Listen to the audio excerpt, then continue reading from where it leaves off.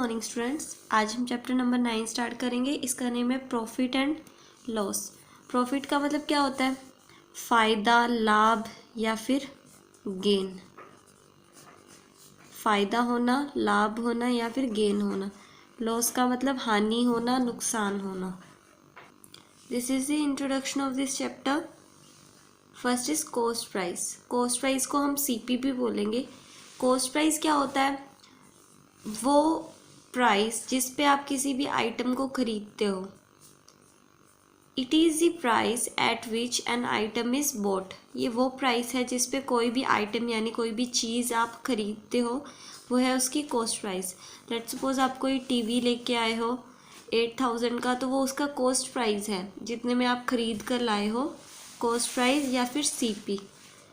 फिर है selling price. Selling का मतलब बेचना। तो सेलिंग प्राइस, जिस प्राइस पर आपने किसी चीज़ को बेचा, एसपी भी बोल सकते हैं इसे।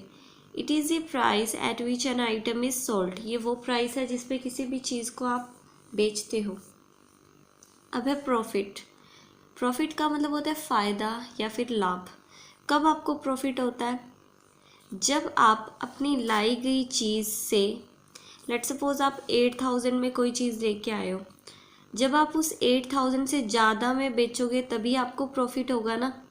यानी जब सेलिंग प्राइस ज़्यादा होगा कॉस्ट प्राइस से, तो आपको प्रॉफिट हो जाएगा। वही हमने राइट किया, if selling price is greater than cost price then it is said to be a profit. तो इसको क्या बोला जाता है? प्रॉफिट बोला जाता है। कितने का प्रॉफिट हुआ ये कैसे फाइंड करेंगे? लेट्स सपोज आप कोई चीज़ 10,000 की लेकर आए हो, उसे 12,000 में बेच दिया, ज़्यादा में बेचा ना फिर कॉस्ट प्राइस से, तो प्रॉफिट तो हुआ। कितने का हुआ?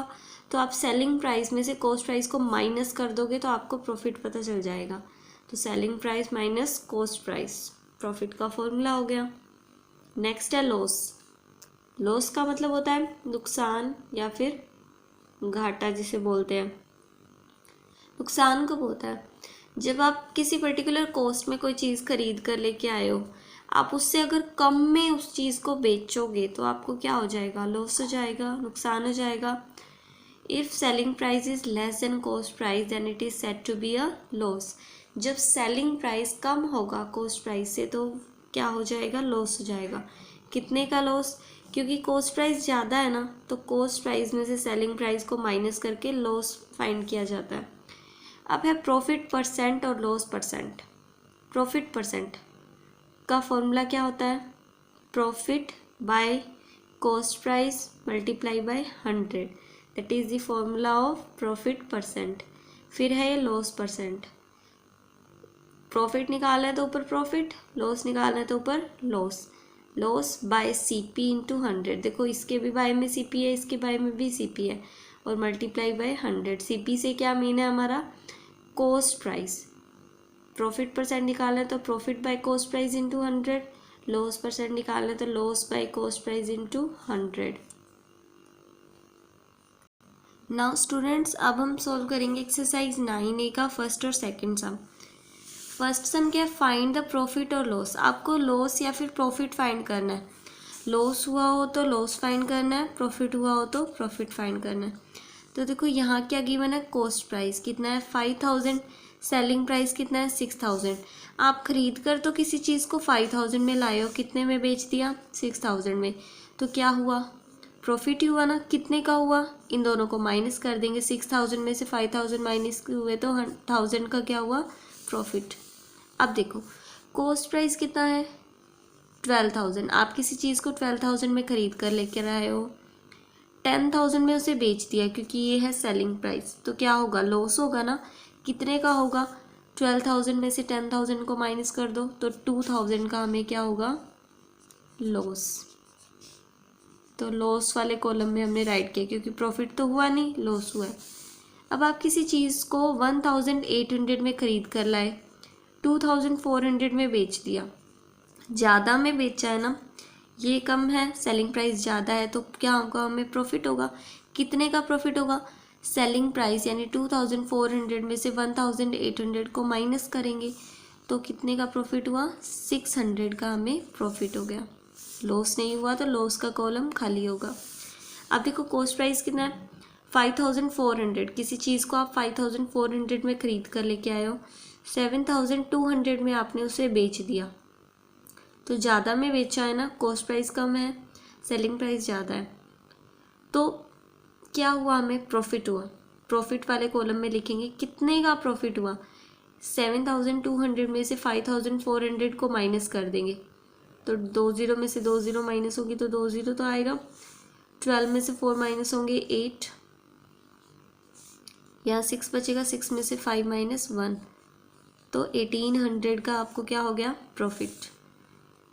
अब किसी चीज़ को 9100 में ख़रीद कर लाए हो, 8000 में उसे बेच दिया, कम में बेचा है ना, तो क्या होगा, लॉस। कितने का लॉस, 9100 में से 8000 को माइनस कर दो, तो 1100 का हुआ लॉस। अब देखो सेकंड सम, कॉस्ट प्राइस कितना है, 2400, प्रॉफिट कितने का आपको गिवन है, 400 का। अगर प्रॉफिट 400 का हुआ है और कॉस्ट प्राइस 2400 का है, तो सेलिंग प्राइस कितना होगा। तो देखो, आप किसी चीज़ को 2400 में आपने ख़रीदा है और 400 का आपको प्रॉफिट चाहिए, फ़ायदा चाहिए, तो आपने कितने में बेचा होगा, इसको 400 एक्स्ट्रा में बेचा होगा ना, 400 ज़्यादा में बेचा होगा, तो इसमें 400 को प्लस कर दो, 2800 में आपने फिर उस चीज़ को बेचा होगा। अब कॉस्ट प्राइस 1900 रुपीज़ है और लॉस कितना है, 300।